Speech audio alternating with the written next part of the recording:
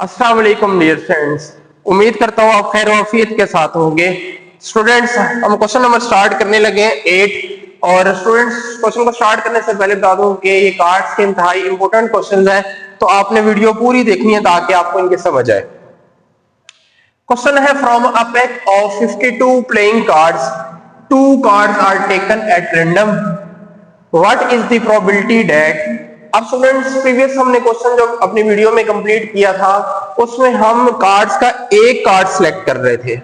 अब अगर आप देखें तो हम डेक में से कितने कार्ड सिलेक्ट कर रहे हैं? 2 कार्ड्स। जैसे ही हम एक कार्ड से ऊपर सिलेक्ट करना स्टार्ट करते हैं तो फिर प्रोबेबिलिटी फाइंड करने के लिए हम कॉम्बिनेशन को यूज करते हैं। तो अब सबसे पहले आप सैंपल स्पेस बनाएंगे।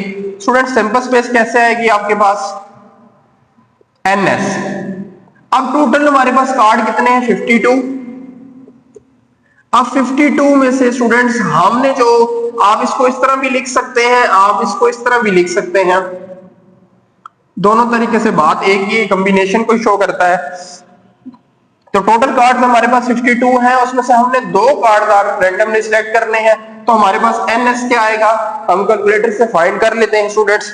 तो 52 शिफ्ट और डिवाइड का बटन दबाएंगे तो ये कॉम्बिनेशन आ जाता है 2। तो ये स्टूडेंट्स हमारे पास आ जाएगा 1326। अब जितने भी इसके लिए पार्ट्स आप इसके करेंगे, सिंपल स्पेस जो यूज होगी वो यही होगी। तो स्टूडेंट्स, पार्ट नंबर 1 है इसका, 1 is king and other is queen. तो जिन स्टूडेंट्स ने मेरी प्रीवियस वीडियो देखी है उनको मैंने ये बताया था किंग के कितने कार्ड होते हैं? 4 कार्ड्स। और क्वीन के कितने टोटल कार्ड होते हैं आपके पास डेक में? 4 कार्ड्स। तो सबसे पहले आप क्या करेंगे? Let A be the event,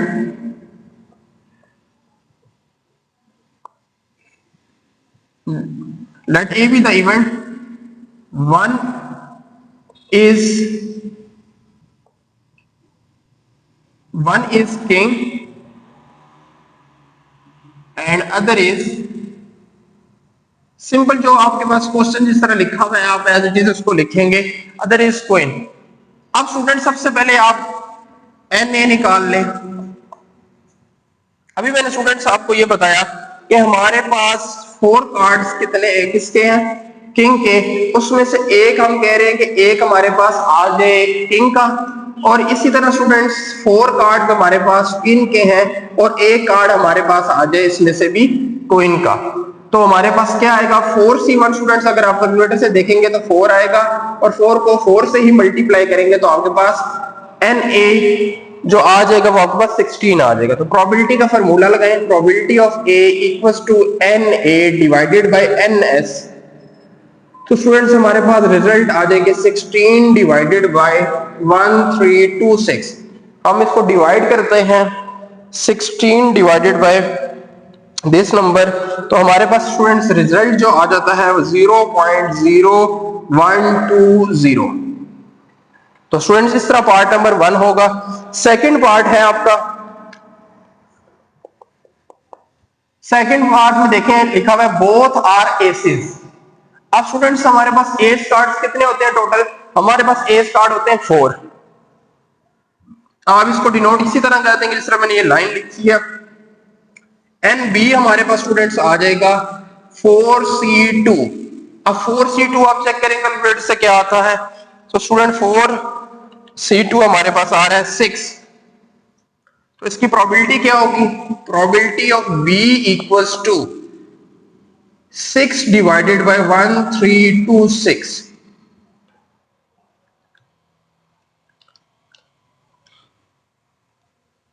students ये हमारे पास रिजल्ट आ जाएगा इसका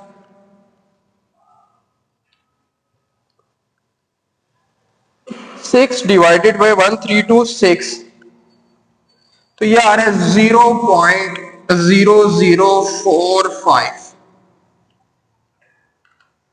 नेक्स्ट स्टूडेंट्स हम मूव करते हैं पार्ट नंबर 3 पे, बोथ आर सेम कलर। अब हमारे पास कार्ड में होते हैं स्टूडेंट्स 2 कलर, 2 तरह के कलर्स, एक रेड और ब्लैक। अब उसमें क्या बोथ आर सेम कलर। देखिए या तो हमारे पास पार्ट नंबर 3 आप इसको सी का नाम दे दीजिएगा, एन सी हमारे पास क्या आएगा, या तो हमारे पास दोनों रेड के कार्ड आएंगे या हमारे पास दोनों ब्लैक के कार्ड आएंगे। तो आप किस तरह लिखेंगे स्टूडेंट्स, 26C2, या आप फिर प्लस लिखेंगे, या हमारे पास 26C2, यानी ये आप समझ लें कि ये रेड के लिए है और ये ब्लैक के लिए है, और टोटल आपको पता है कि ये सॉरी लाइन में डालें, जब प्रोबेबिलिटी फाइंड करेंगे तो फिर हम डिवाइड। अब ये देखने क्या आता है, 26C2 हमारे पास स्टूडेंट्स आ जाएगा 325 प्लस 325, तो ये हमारे पास स्टूडेंट आ जाएगा 650। सो प्रोबेबिलिटी ऑफ सी हमारे पास आ जाएगी 650 डिवाइडेड बाय 1326। सो डिवाइड करेंगे तो 1326 पे, रिजल्ट हमारे पास स्टूडेंट आ जाएगा 0.49019। अप टू 4 डेसिमल्स तक आप लिख सकते हैं, आपकी मर्जी है। नेक्स्ट पार्ट में आप जाएं तो पार्ट नंबर 4 है बोथ आर डिफरेंट कलर्स, यानी कि एक ब्लैक का हो और एक रेड का हो।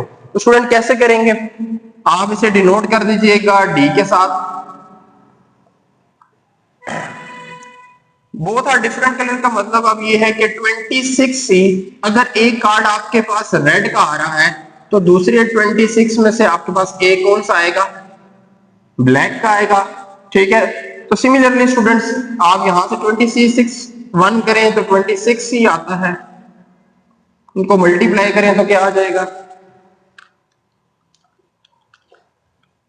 ये हमारे पास स्टूडेंट्स आ जाएगा 676। सो प्रोबेबिलिटी ऑफ डी हमारे पास आ जाएगी 676 डिवाइडेड बाय 1326।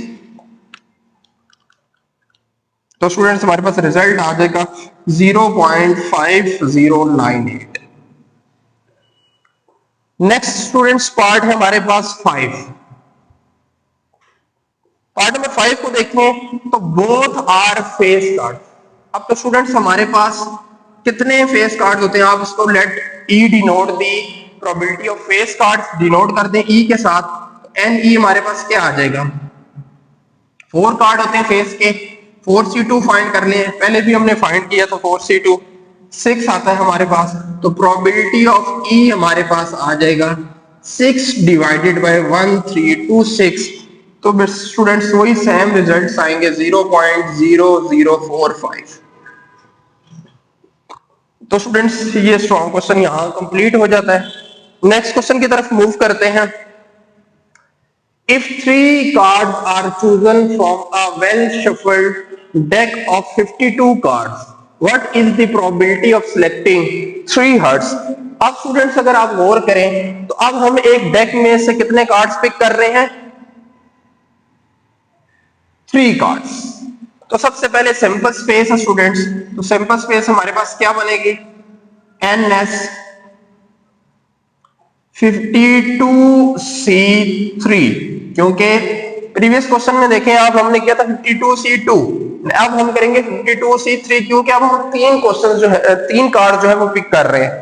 तो आप चेक कर लें 52 शिफ्ट C3 क्या आता है हमारे पास, ये हमारे पास स्टूडेंट्स आ रहा है 22100।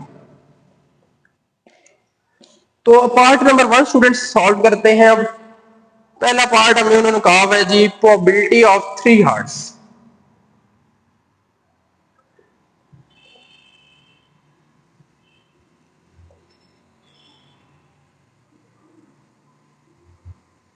आपकी मर्जी, पहले आप एन ए निकाल लें, उसको बाद टोटल पे डिवाइड कर दें या डायरेक्ट आप कर लें, आपकी मर्जी है। तो स्टूडेंट्स हमारे पास क्या होगा 3 हार्ट। अब टोटल जो हार्ट्स के कार्ड है, हार्ट्स एक शेप है और शेप टोटल कितने होते हैं, ऐसे हार्ट के टोटल 13 कार्ड्स। 13 में से हम बात कर रहे हैं कि 3 आ जाए, तो बाकी टोटल का 52 कार्ड्स है। 52 में से अगर आप 13 माइनस कर दें तो हमारे पास कितने कार्ड रह जाते हैं, 39। 39 में से तो कोई भी नहीं आएगा, क्योंकि हमारा इंटरेस्ट है कि हमारे पास तीनों के तीनों हार्ट्स के कार्ड हो। और डिवाइड आपने जारी बात है कि सैंपल स्पेस में करना होता है, तो हमारे पास आएगा 22100। तो स्टूडेंट्स क्या रिजल्ट आएंगे, 13C3 ये हमारे पास 286 आ जाएगा, और 13 का 9C 0 किसी भी का नंबर का कॉम्बिनेशन अगर 0 के साथ होता है तो वो 1 ही आता है, डिवाइडेड बाय 2 टू 100, तो स्टूडेंट्स हमारे पास रिजल्ट आ जाएगा 0.0129।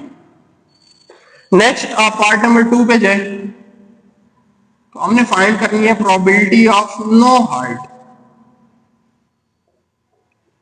अब हमारा इंटरेस्ट है कि हमारे पास हार्ट का कोई कार्ड ना हो, तो हार्ट के टोटल कार्ड 13 है, उनमें से एक भी नहीं आया। नो हार्ट का मतलब तो यही है ना कि एक भी कार्ड नहीं पिक हुआ।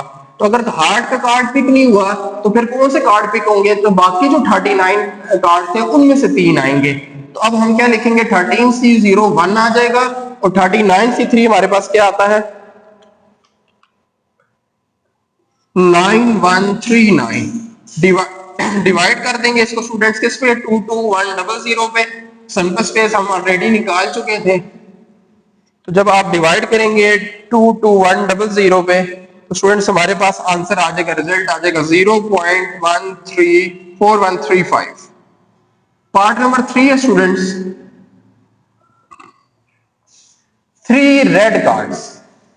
अब उसने इंटरेस्ट शो किया अपना कि रेड कार्ड बताएं कि हम अगर 3 कार्ड पिक करते हैं तो क्या प्रोबेबिलिटी है कि तीनों के तीनों रेड कार्ड हो।